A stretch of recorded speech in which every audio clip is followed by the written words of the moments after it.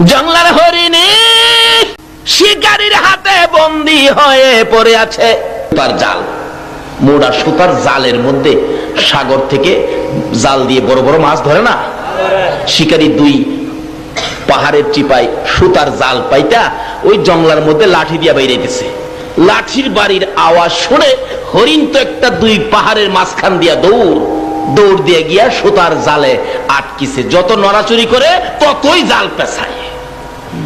শিকারী দূর থেকে খুশি মুস্কি মুস্কি হাসে, রে হরিণী আর দৌড়াদৌড়ি করিস না, নড়াচুরি করিস না, বন্দী হয়ে গেছো।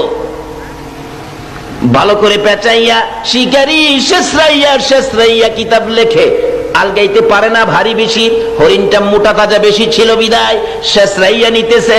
হরিণী শেষরাইয়া নিতে যাইয়া গো এই পাথরের কনাই লাইগা হরিণের সমস্ত চামড়াগুলো ছিলা রক্ত বাহির হইতেছে। হরিণ গাছের গোড়ায় যখন জালটা দিয়ে বেঁধে রাখলো, হরিণ চোখের পানিগুলো ছেড়ে ছেড়ে কাঁদতেছে। একটু পরে দেখা যায় দয়ার নবী